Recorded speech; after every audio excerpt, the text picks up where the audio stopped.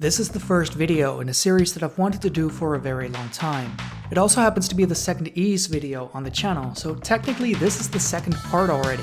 In terms of Ys coverage, it may also be seen as covering the second and third game on the channel so far, as this video will cover both Ys Book 1 and 2 for the Turbografx CD at the same time. Confused yet? Don't worry, it'll only get worse as we go along.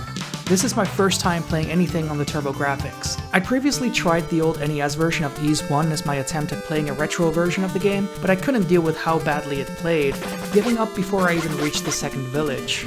The versions of the game that I'd played were the Steam releases of the PSP remakes. Not too long ago, I came across a video on YouTube showing off the intro sequence to the Turbografx CD release. This version came out 2 years after the NES version. I'd seen retro channels on YouTube recommend this as a definitive retro version of the game before, and just looking at the intro, it's easy to see why. I can't even imagine what it must have been like to see a game intro this well put together in 1989, especially not one with clear voice acting and CD quality music by Yuzo Koshiro. Ys, the ideal utopia. Once a country so peaceful and prosperous. A country where children were as free as the wind. So I had to play it, using my YouTube channel as a way to push myself to go through with it instead of just adding it to a backlog and then never getting to it. In most of my reviews, I try to avoid spoiling major moments in the story, but it's impossible for me to do it in this one. The biggest reason being that I want to talk about what makes Ys so special, which relates heavily to later titles in the series, but also other Falcom titles in general. Also because I want to cover both Ys Book 1 and 2, and the Turbografx CD version treats both of these titles as a single game, immediately going into the game's second content after finishing the first. There will be enough that is left unknown for people who still want to experience the game fresh, but certain things are unavoidable to talk about when getting into how these games play into each other. The legend has been silenced for over 700 years. And now, the mystery unfolds.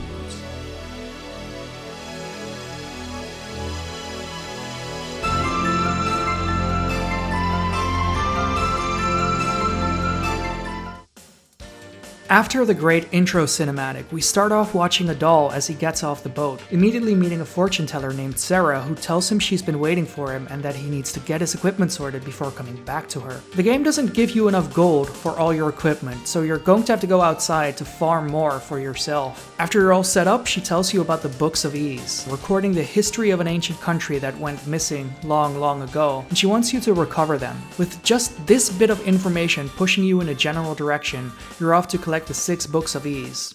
So this is a good point to start talking about combat in Ys Book 1 and 2. Yeah, we're going to talk about bump combat. You run into enemies, preferably slightly off-center, to hit them.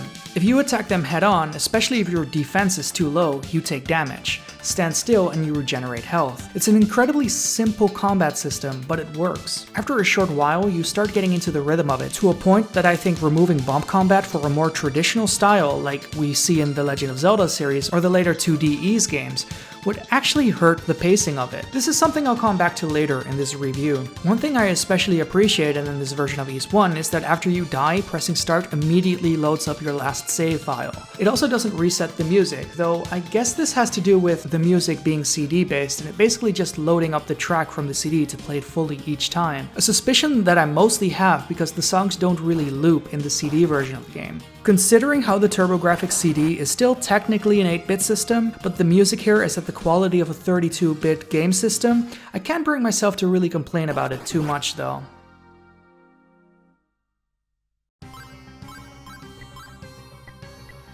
Where bump combat especially shines in Ys 1 is during the boss fights, which are designed to accommodate the system so well. I'm a sucker for a good boss fight and the bosses are always such a great time, even with a very simplistic combat focus like bump combat. My favorite boss fight would have to be Yoglax and Amalgun, the 2 floating heads moving in a set pattern with 4 crystals rotating around them, and they swap places upon hit, so you have to find a safe moment to go in, out, and then decide whether or not you want to immediately attack the second one or wait for it to be safer. It's a good showcase for how a simple boss design can lead to a very satisfying experience, though there definitely are boss fights that seem almost broken in how unfair they are, until you figure out the one simple trick required to beat them without taking damage.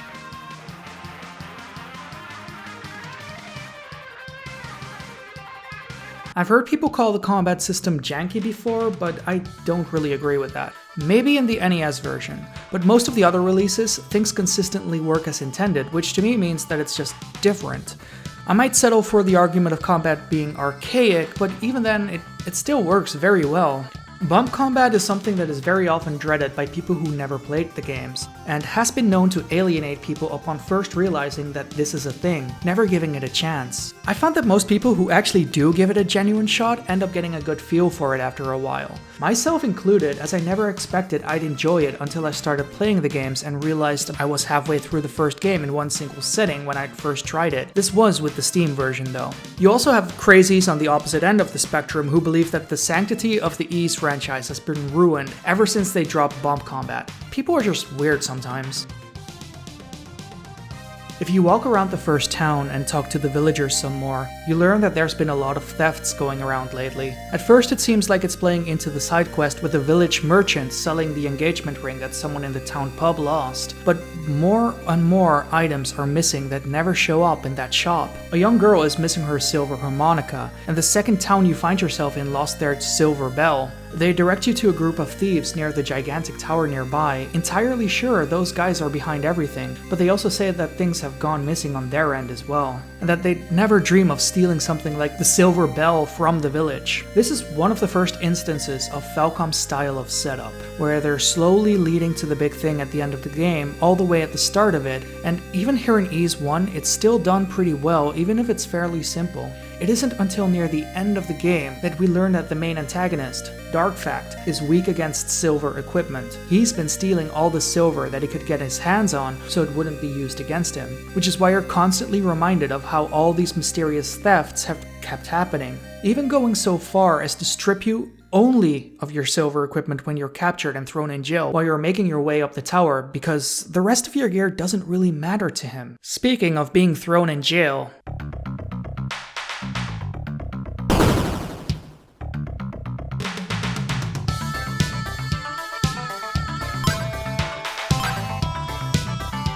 here's Dogi.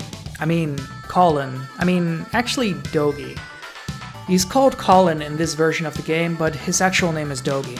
He loves crushing walls, and he's now your best friend through the rest of the Ys series. After you make it out of jail, you have to find your silver equipment again. The game tries to trick you by giving you another even stronger tier of weapons right before you face the final boss as well, hoping that you might have forgotten about this story weakness that he has when you walk into the fight. It's small touches like these that really help solidify the game world and story, setting it up early into the game with the material Darkfact is weak against being stolen everywhere you go, and then ending on the introduction of getting better gear that doesn't have an effect on him, reminding you silver isn't the best equipment in the world, it's just the best equipment against him. This is something that Falcom would continue to improve on over the years in just about every aspect. From long-term building up to a reveal later on in a title or even a series, to even just a simple build-up of tension right before a boss fight. They also love creating additional scenes and dialogue if you go out of your way to get them. For instance, you can fall for the trap that puts you in jail a second time, landing you in a fresh jail cell for Colin to bust you out of a second time. This is still fairly simple, but it's still more than most games from the late 80s had going for them. A lot of what makes the Kiseki series special for a lot of people is their dedication to deliver on little things like this, but on a grand scale. Let's talk about the translation quality of the old Ys games. Compared to most games of this era, especially Japanese games that were then translated for a Western release, the translation is actually very good. Weird cryptic talk removing any helpful dialogue, forcing you to get external help through hotlines and game magazines were the norm back when this was released, and I'm pleasantly surprised by how this isn't required here at all. Adol, it's me, Lair, the poet. I knew you had the courage to save me, but to be honest with you, I allowed myself to be caught. I didn't know any other way to find you. I have something of great interest for you. You are aware of the books of Ys, but not everyone can read these books. I have a pair of glasses that will allow you to do so. This is doubled by the quality of the voice work. While I wouldn't go so far as to call it amazing by modern standards, I do think it's spectacular for when it was released. You still get the occasional game release with worse voice acting than this to this day, which is commendable considering this was one of the first Japanese releases to have an English dub in the West. Are you here to rescue me? How wonderful it would be to escape these chains. I have been locked up here for too long. My name is Fina.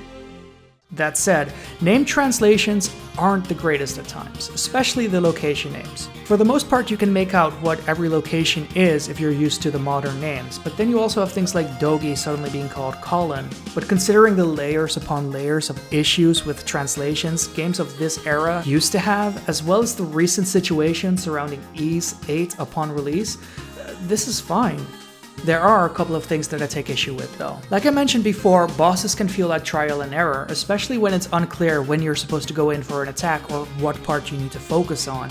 The game also generally doesn't tell you what floor of the dungeon you're in until you save your game. While the floors in Darm Tower are all visually distinct enough for you to not get too lost if you're actually paying attention, it would be nice to actually see what floor you're on, because there are certain floors where paths split off for a bit. Darm Tower has a lot of backtracking in it, which is annoying in and of itself, especially when you need to go down 10 whole floors near the end and then back up again. While it's cool that you can heal while standing still early on in the game, they disable this in dungeons, but then not too long after you start spending more time in dungeons, they give you a ring that lets you heal by standing still while inside dungeons. It feels a bit strange to make you go into a menu to do the thing you could already do earlier in the game, and the action of switching a few pieces of equipment around don't really add or change anything to the game beyond making the act of healing by standing still slightly slower and clunkier. Saving is weird. The game doesn't record what happened to the enemies on the map you saved your game on, so if you saved your game on the exact position of an enemy spawn point, you've just cursed your save file. There's two major ways around this, the first being only saving in places that it's actually safe to do this. There's a lot of dead ends and empty rooms that are perfect for this, but I'd recommend rotating save files, just in case something happens to your last save and you can't continue from there anymore. With how quickly you can die in this game, you want to save as often as you can. Outside of that, I have no major issues with Ys 1, so let's talk about that final boss. The name Dark Fact will be the scourge of all men to come. Oh, you are brave, but you are also a fool. You have no chance without the protection of the silver equipment.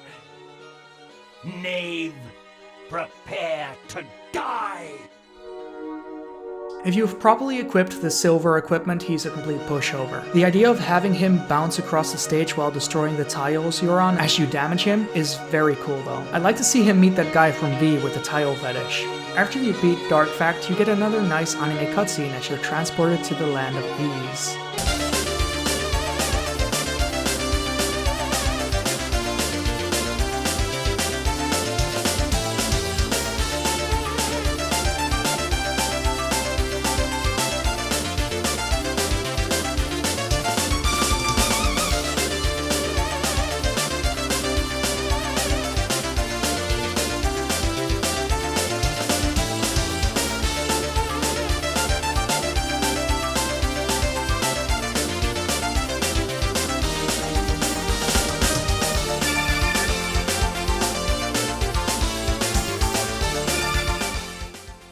Ys Book 2 takes place in a floating island above the clouds. You lost all your equipment on your way here except those books of Ys you collected. Not long after arriving, you're told that the people of this land have waited for you to arrive and bring the books of Ys to their respective statues, so that you can make your way to Solomon's Shrine. Most of the real story of Ys Book 1 and 2 is in this later half, which makes sense considering that the two games were originally meant to be one.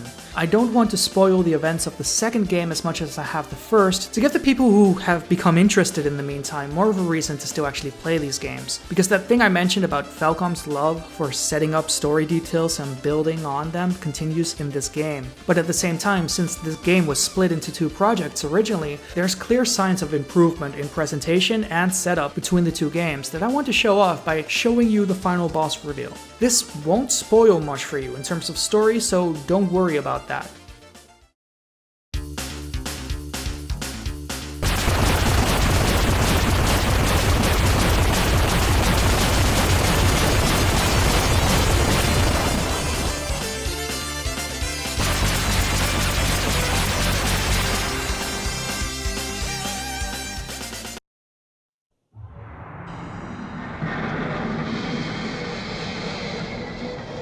I am pure evil.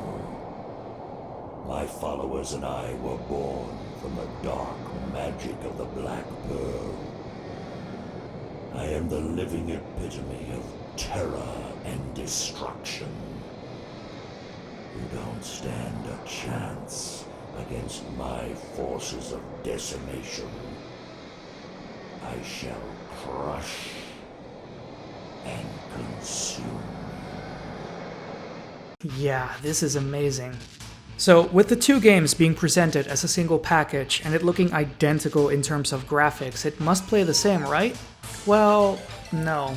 Ys 2 was a much more ambitious game than the first. Ambition and increased scope often introduces new problems. It is very hard to talk about this game because as much as I enjoyed it, most of the additions and changes don't make it all that much more fun to play. While the way it sets up its situations and presents the story is much more interesting than it ever was in Ys 1. Early into the game, you get a fireball spell. Remember how earlier in this review I mentioned that bump combat gave the first Ys game such a great sense of rhythm and pacing, and how changing it too much could actually get in the way of that? So that's kind of what happened here. A lot of your attacks are going to come down to spamming the fireball spell as much as you can because monsters are stronger now, damaging you way more per hit. You can still use bump combat, but it feels a lot more punishing than before, and dungeons tend to take longer now. Boss fights are changed a lot due to this change of focus. It works well enough for some of them, but others... yeah, I don't know what their intent was. Along with the change to combat and item use, the dungeons are now much larger mazes. They already had a maze-like structure in Ys 1, but Ys 2's maps are a lot bigger. You might want to use maps for these, because the longer the game goes on, the bigger the maps become. Imagine if all of Tower of Darm's floors were just stitched together next to each other and made one gigantic floor. Now design it so you need keys, passwords, and special permissions to get access to the rest of it. Also, there's a sewer system that connects different parts of the dungeon together, and you'll need to leave the dungeon a few times to talk to NPCs in town nearby to advance further. Also, the sewers get drained, so there's now 2 floors of elevation to deal with down there. Now we have Solomon Shrine, which is Ys 2's big last dungeon the way Tower of Darm was in Ys 1. It's not fun to go through.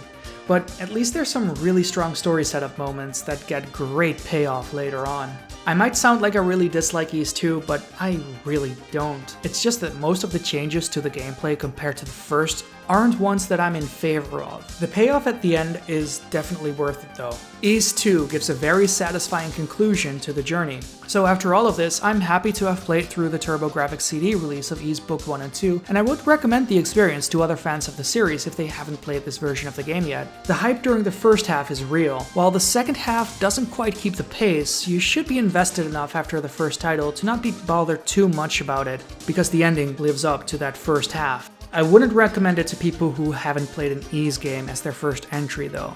So Ys fans wondering about the older versions of Ys 1 and 2? Goodbye. New Ys fans, hello.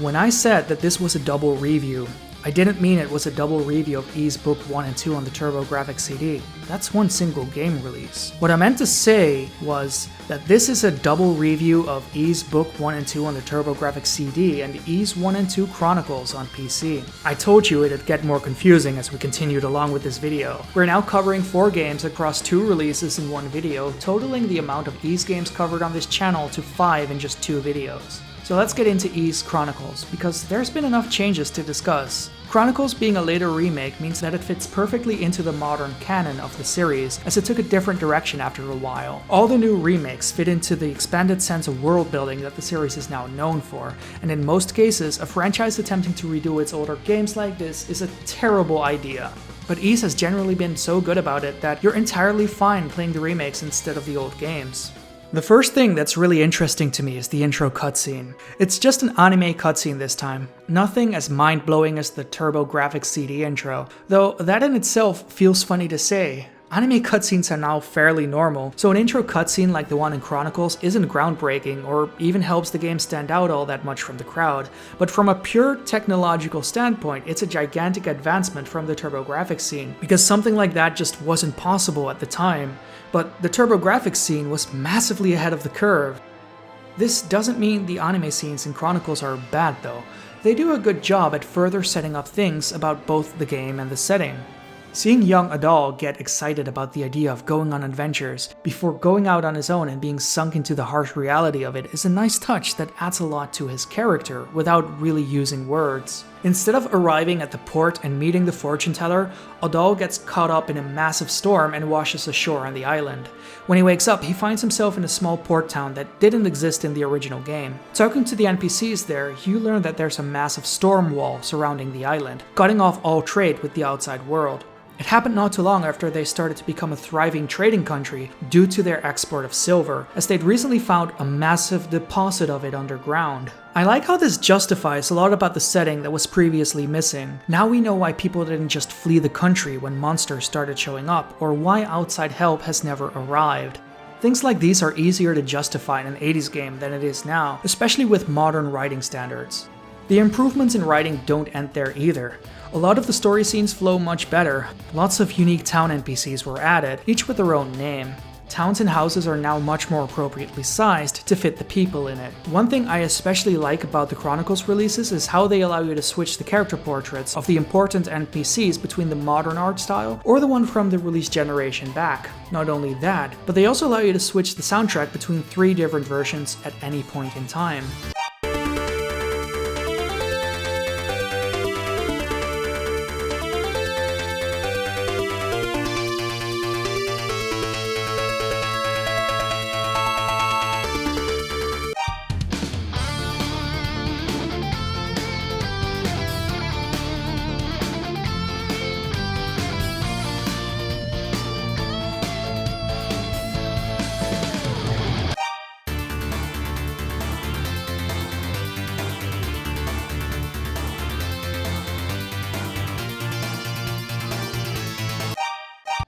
Also, you didn't hear this here, but if you own Ys Chronicles on Steam or on GOG, you can just go to the games directory, open a folder, and you have the entire soundtrack right there. You did not hear this here. The modern release puts a lot more emphasis on bomb combat, requiring you to run into enemies off-center. Run straight into an enemy's face, you take more damage, and you often take a lot more damage from regular enemies than you did in the older games. Though hitting an enemy off-center is easier than ever, as they're locked to a 4-way directional movement system, while you're analog. Hitting an enemy diagonally will pretty much always guarantee you get priority on your attack, even if your sprite is positioned in a way that should make it count as a head-on attack. If you don't like analog, you can narrow this down to 8-way directional movement in the settings, though if you're using D-pad or keyboard, you're already using this. A lot of bosses have been heavily reworked to fit the controls, and Falcom did a great job at making them work in an updated style. There's no twin snake situation where bosses are trivialized due to the newer controls robbing the boss fight of any challenge. The new boss sprites are all really good too. Also, the bosses really shine in the Chronicle releases because it has multiple difficulty settings, much like later entries into the franchise. For this review, I decided to play on normal for a calming, relaxing recording experience.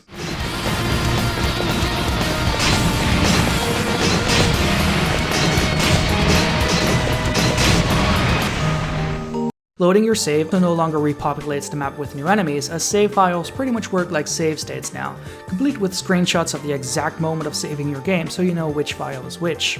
Also, I'd like to take a quick moment to point out that I've never had any major game-breaking bugs until the playthrough where I recorded for this video. Dogi crushed the game's actual resolution. Ys Chronicles is a great upgrade to the old game. It's faster, it looks better, you get 3 versions of the soundtrack which are all fantastic. If you're going to start playing Ys and you want to start at the beginning, I would suggest starting with this version. Which brings us to Ys 2.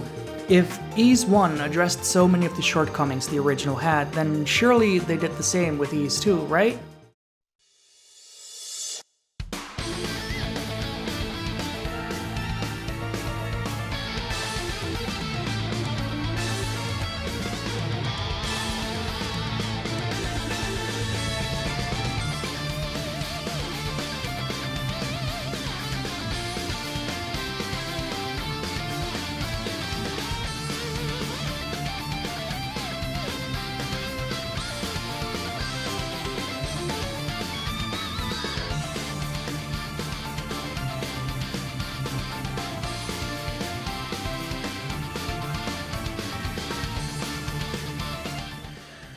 Well, this is going to be rough.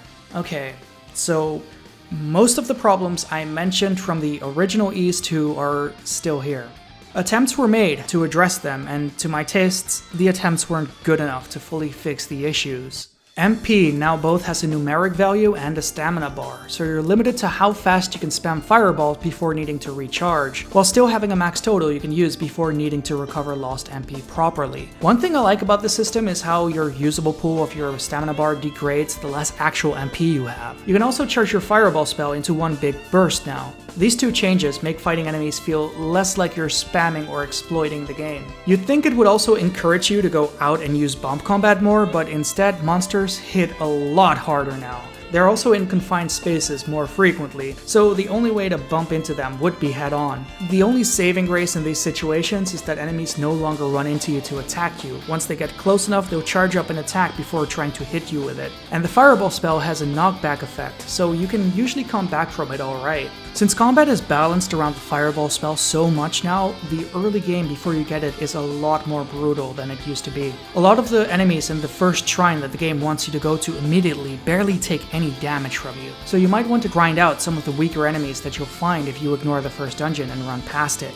Grinding in Ys 2 in general is a lot worse than it was in the Turbografx version. I've seen people say it's okay because it lets them overlevel and have an easier time with bosses, but I don't think that's a good enough reason to handwave a worse leveling curve in a much more modern game. Thanks to all the changes to combat, the boss fights in Ys 2 have a new problem. The weak points you need to hit with your fireball spell are often really small and require precision to hit, but the direction you shoot fireballs in is analog if your controls are, so unless you're playing the game with D-pad or keyboard, you might want to lock movement down to 8-directional style, because I get the feeling that this control mode was added specifically due to issues it's causing with Ys 2. Mazes are still entirely intact, though I had a much easier time going through them so soon after playing the old version. The only plus I can give here is that because movement is so much faster, more fluid than before, running through them doesn't feel quite as bad as it did originally, but the likelihood of not knowing where to go and needing a map as a new player is the same as it always was. In fact, the maps of the Turbografx CD version still work for this game because they haven't changed the dungeons at all. One of the better attempts at making the game flow better is how they made the item and magic spell switching less obnoxious by tying it to a single button press to cycle through either magic or accessories. A lot of items no longer need to be equipped for them to have their effect on interaction anymore, and these are very welcome changes.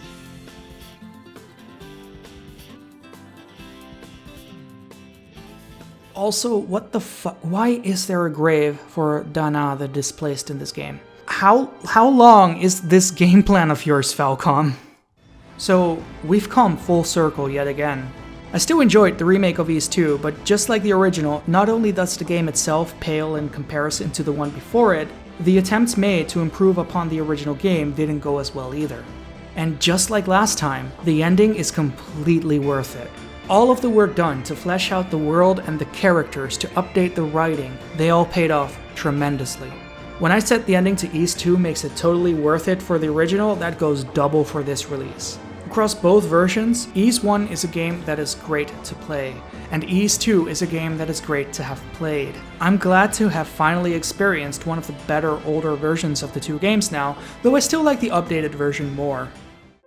So that about does it for this review of Ys Book 1 and 2 and Ys 1 and 2 Chronicles. I could have made this video even longer if I wanted to by covering the gameplay remake of these games featuring a completely different story in the form of a prequel, but Ys Origin has enough original gameplay elements to it that I think we can do this another time. Covering Chronicles after talking about the original is a lot easier since they're still close enough to what the game was originally like. Splitting them off to their own video would mean having to explain a lot of the same things again, so I would rather just take more time between releases and make a longer video than release 2 videos covering a lot of the same details. With all that said, I hope you guys enjoyed this video. It actually took a lot longer than I expected it would because Ys 2 was longer than I remembered both times.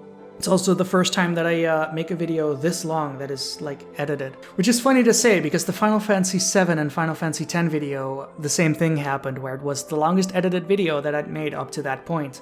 And now immediately after it, I'm going well over that length as well. I don't want to make a trend of this, and the next bunch of videos are going to be shorter so I can properly release at a normal schedule again. I kind of just lost control of the channel at this point. But it's fine, Ys is fun, and I enjoy covering Ys. I like playing Ys, and I like talking about it, so everything is entirely cool. I'd also like to take the time to thank everyone who has their name scrolling on the screen right now. I haven't decided how they're going to be scrolling on the screen as of yet, but we'll see. If you have any desire to become one of these scrolling people here on the video, you can head over to my Patreon, patreon.com/AboveUp, and maybe kick back $1 or something. Any tiny bit helps. I'm mostly putting it towards upgrading my Adobe thing right now, because I'm only paying for Premiere. I just hit the goal where I will update my package, so I will also get like After Effects and shit like that, and I'm going to start experimenting and messing with that and see how that goes. I actually didn't think that I would actually like clear any goals this fast, but hey, here we are. We did it. Read it. Yeah. But yeah, this was AboveUp, and I will see ya.